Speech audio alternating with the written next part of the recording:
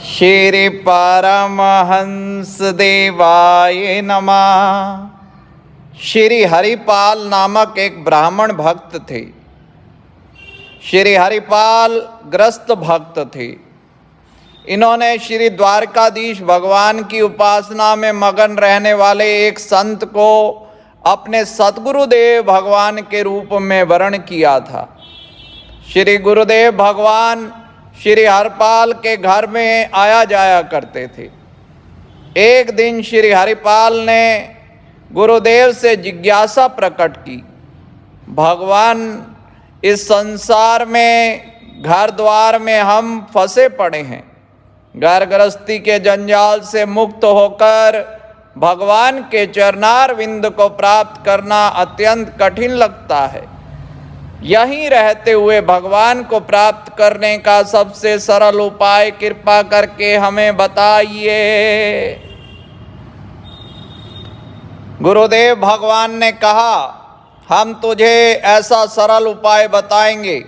एक दिन अवश्य भगवान आकर तुमसे मिलेंगे। गुरुदेव ने कहा, तुम साधु संतों के चरणों में श्रद्धा रखकर उनकी खूब सेवा किया करो। तुम जीवन में एक नियम का निर्वाह कर लो, भगवत प्राप्ति निश्चित हो जाएगी। सतत नाम जाप करते हुए रोज किसी न किसी संत को श्रद्धा से भोजन करवाना। भगवान संतों के पीछे चलते हैं। भगवान अपने भक्तों के समीप छाया की तरह चलते हैं और गुप्त रूप से श्री सुदर्शन भक्तों की रक्षा करते हैं। संतों को रिझा लोगे तो भगवान रिझ जाएंगे। श्री हरिपाल ने कहा, गुरुदेव हम रोज संतों को कहाँ ढूंढने जाएंगे। गुरुदेव ने कहा, चिंता ना करो, तुम्हारे द्वार पर भगवान की कृपा से स्वयं संत आ जाएंगे। उस दिन से श्री हरिपाल जी संतों की सेवा करने लगे। साधु संतों से उनका बड़ा प्रेम हो गया। पहले श्री हरिपाल जी के पास बहुत धन हुआ करता था। संतों की बड़ी सेवा करते थे। संत उनके घर आते वे प्रसन्न होकर लौटते। सब संत भ्रमण करते हुए अन्य संतों को कहते, एक बार कभी हरिपाल जिनके घर भी जाके देखो, कैसी निष्काम सेवा करते हैं, किस तरह से संतों के चरणों में श्रद्धा रखते हैं। अब तो बहुत से संत आने लगे। हरिपाल जी के घर संतों का आना जाना बढ़ गया। अब तो इतने संत आते कि घर से बाहर जाने का नाम भी नहीं। हरिपाल को बाहर जाना आना बंद हो गया, अतः धन कमाने कहीं नहीं जा सकते। धीरे धीरे जितना धन था संतों की सेवा में लग गया। जब घर में कुछ नहीं रहा तब बाजार से कर्ज ले लेकर कई हजार रुपयों की सामग्री साधुओं को खिला दिया। संत सेवा के बारे में सर्वत्र चर्चा थी कि भक्त हरिपाल जी बहुत ही संत सेवी। हर दुकान वाला उन्हें कर्ज तो दे देता था। लगभग हर दुकान से हरिपाल जी ने कर्ज ले लिया। जब बहुत कर्ज बढ़ गया, अब कोई कर्ज देने वाला स्वीकार ही ना करे, कर्ज मिलना भी बंद। अब तो क्या उपाय, चोरी का सहारा लिया। साधु संतों की सेवा बंद नहीं करनी, भले चोरी करनी पड़े।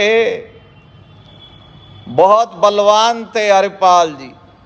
भगवान और संतों से विमुख लोग दान धर्म तो करते नहीं, भजन तो करते नहीं। चलो अब इनका कल्याण ऐसे ही करो। इन भगवत विमुखों का अन्न संतों के पेट में जाएगा। इस तरह से इन भगवत विमुख लोगों का भी कदापि कल्याण हो जाए। संतों की कृपा से सेवा भी हो जाएगी और इन मूर्खों का भी कल्याण। चोरी करते समय यह ध्यान अवश्य रखते कि भगवान से जो विमुख हैं उनको ही लूटा जाए। जो भक्त वैष्णव संतों या कोई ऐसा चिन्ह, तिलक, कंठी आदि दिखाई पड़े तो उस व्यक्ति को नहीं लूटते थे। संतों की सेवा थोड़ी देर के लिए स्त्री को सौंपकर बाहर निकल जाते और घूम कर देख लेते कि किसके घर में भगवान की सेवा नहीं होती, कहाँ हरि नाम का सुमिरन नहीं हो रहा, भजन नहीं हो रहा, उसी के घर चोरी। एक दिन बाहर जाकर सोचने लगे आज किसके घर चोरी करनी चाहिए। वैश्य व्यापारी का घर दिखा। हरिपाल जी ने वहां जाकर देखा कि यहाँ कोई कंठी तिलक धारण नहीं करता, घर में जप कीर्तन नहीं होता। हरिपाल जी ने सोचा आज रात में इसी के घर। रात्रि के समय हरिपाल जी उस व्यापारी के घाट में चुपचाप चले। जिस व्यापारी के घर में हरिपाल जी गए वो गुप्त रूप से भजन किया करता था। संतों में उसकी बड़ी श्रद्धा थी, वैष्णव वेश में उसकी श्रद्धा थी, परंतु बाहरी रूप से तिलक कंठी धारण नहीं करता था। वह यह भी जानता था कि हरिपाल जी संतों की सेवा के निमित्त चोरी करते हैं, परंतु वो जरा कंजूस था, उसने कभी सहायता नहीं की थी। हरिपाल जी रात में जब उसके घर पर चोरी कर रहे थे तब उसको थोड़ा सा खटका सुनाई दिया। व्यापारी की बेटी नींद से जागी, पिताजी को भी जगाया। व्यापारी ने कहा कि यह तो भगत है हरिपाल, इसलिए अब इसको करने दो, आवाज बिल्कुल ना कर, इनके सिवा और इस रात्रि में कौन आएगा, यही तो एक विशेष चोर है। हमारा सौभाग्य है कि आज ये हमारे घर पधारे, कंजूसी के कारण हम आज तक कभी दे नहीं पाए इन्हें, परंतु अब ये हमारा धन संतों की सेवा में लगेगा। तुम जाकर शांति से सो जाओ, नहीं तो संतों की सेवा में विघ्न होगा। वह दोनों जाकर सो गए, परंतु हरिपाल जी ने उनकी सब बातें सुन ली। हरिपाल जी रोने लगे कि यह व्यापारी संतों में कैसा भाव रखता है। अब घर घर चोरी करना भी सही नहीं लगता, पता नहीं कौन गुप्त रूप से भजन करने वाला हो और हमें अपराध लगे। मन में बहुत गलानी हुई, निश्चय किया कि आज के बाद रात्रि के समय किसी के घर चोरी नहीं। जिस चादर में चोरी का सामान ले जा रहे थे वह चादर भी हरिपाल जी के घर ही छोड़ गए। व्यापारी जान गया और चादर संत हरिपाल जी की उसने पहचान ली। प्रसाद रूप में उसने वह चादर स्वीकार की और मस्तक से लगाई। सतत नाम जप और संत सेवा से हरिपाल जी सिद्ध महात्मा हो गए थे। जैसे ही वह चादर व्यापारी ने अपने मस्तक से लगाई, उसके शरीर में आनंद की लहर दौड़ पड़ी। पूर्व में वह संत सेवा करता था, परंतु प्रत्यक्ष सेवा कभी नहीं करता था। उसकी बुद्धि ऐसी निर्मल हुई कि वह भी संतों की सेवा में लग गया। तब से चोरी छोड़ हरिपाल जी अब भक्तों को पहचान कर लूटपाट करने लगे। एक भाला लेकर जंगल वाले रास्ते में खड़े हो जाते। हरिपाल जी बड़े बलवान संत थे। वो मार्ग से देखते रहते कि कौन राम कृष्ण आदि भगवान के नाम का जाप नहीं करता, उसी को लूट लेते। एक दिन कुछ लोग उस रास्ते से जा रहे थे। हरिपाल जी ने उनके गले पर भाला रख दिया और कहा, जितना धन है सारा हमें दे दो। उनमें से एक व्यक्ति डर गया और मुख से निकला, हे द्वारिकाधीश विठलेश कृष्ण। हरिपाल जी भगवान का नाम सुनते ही पीछे हट गए और उन्हें छोड़ दिया। उन लोगों ने सब तरफ यह प्रचार कर दिया कि जंगल के रास्ते से जाने वाले सभी भगवान का नाम गाते हुए जाएं, उन्हें हरिपाल जी से कोई खतरा नहीं होगा। अब रास्ते से जाने वाले सभी लोग सीताराम राधे श्याम, सीताराम राधे श्याम। अब हरिपाल जी की लूटपाट पूरी तरह बंद हो गई। एक दिन द्वार पर बड़ी सी संत मंडली आ पहुंची। अब संतों का सत्कार कैसे करें, यही बातचीत घर में कर रहे। घर में कोई सामग्री नहीं। ऐसे में दोनों दंपत्ति भगवान का स्मरण करने लगे। निष्किंचन भक्त श्री हरिपाल जी को चिंतित देख द्वारिका में श्री रुक्मणी जी के महल में विराज भगवान श्री कृष्ण देव महाराज सोच में पड़ गए।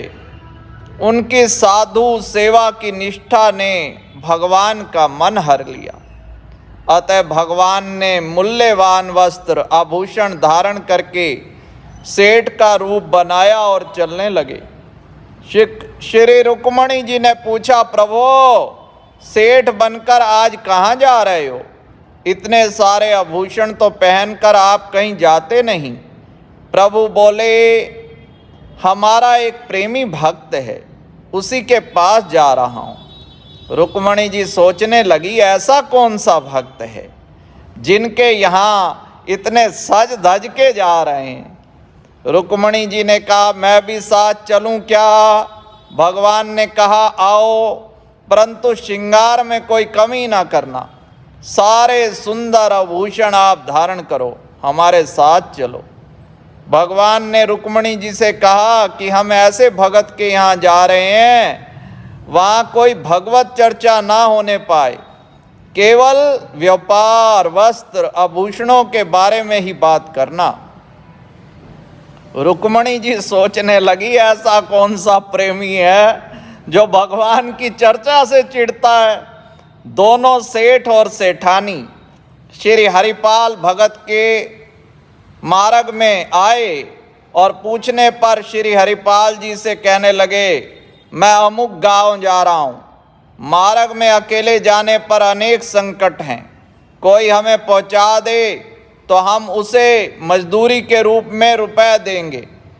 भक्त हरिपाल जी ने कहा कि संत लोग द्वार पर रुके हुए हैं, मजदूरी के रुपए पहले दे दो। सेठ ने रुपए दे दिए। उन रुपयों को लेकर आपने अपनी स्त्री को देकर कहा कि इन रुपयों से संतों का बाल भोग कराओ, मैं इन्हें पहुंचाकर अभी आता हूँ।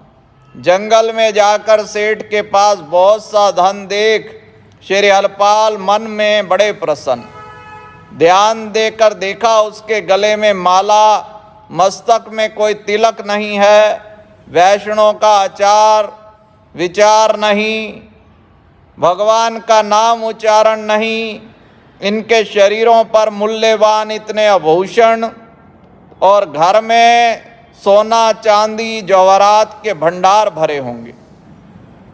यदि मैं ये छीन लूं तो इसके घर में कोई कमी नहीं आएगी, कोई हानि नहीं होगी। सेठ सेठानी भी केवल घर व्यापार की बातें करते रहे। एक स्थान पर रुककर हरिपाल जी दोनों से बोले, तुम्हारे पास जितना सामान है सब साधु संतों के निमित्त न्योछावर अपने शरीर से उतार कर डाल दो, नहीं तो पिटोगे। उन दोनों ने सब कुछ उतार कर डाल दिया। रुक्मणी जी अंगुली में एक छल्ला धारण किए थी, वह उनसे नहीं निकला। तब हरिपाल जी उंगली मरोड़कर उसे निकालने लगे। तब वे बोली, अरे तू तो बड़ा कठोर है, मेरी उंगली टूट जाएगी, इस छल्ले को छोड़ दे।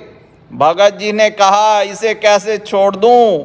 इससे तो कई संतों का भोजन हो जाएगा। इस साधु सेवा निष्ठा की बात सुनकर भगवान ने सेठ रूप को त्याग दिया और श्याम सुंदर अनूप रूप धारण करके अपने भक्त को दिखाया। माता जी ने भी अपना दर्शन दिया। हरिपाल जी के गुरुदेव की वाणी सत्य हो गई, मेरे प्यारे भक्तों में श्रेष्ठ हो। ऐसा कहते हुए भगवान ने हरिपाल जी को छाती से लगा लिया। जब कोई भक्त जीवन में कोई दृढ़ नियम लेता है, उस नियम के दृढ़ता की परीक्षा अवश्य होती है। यदि वह उस नियम का किसी भी परिस्थिति में त्याग नहीं करता तो भगवान की प्राप्ति सहज हो जाती है। गुरुदेव के द्वारा दिया हुआ नियम हरिपाल जी ने कभी नहीं छोड़ा। कैसा भी दुख आया परंतु संतों की सेवा करते रहे। फलस्वरूप हरिपाल जी की संत सेवा से प्रसन्न होकर भगवान जी ने उन्हें दुनियावी धन भी दिया और भक्ति का धन दोनों ही प्रदान करके उन्हें मालो माल कर दिया। श्री परमहंस शरणम गच्छामि।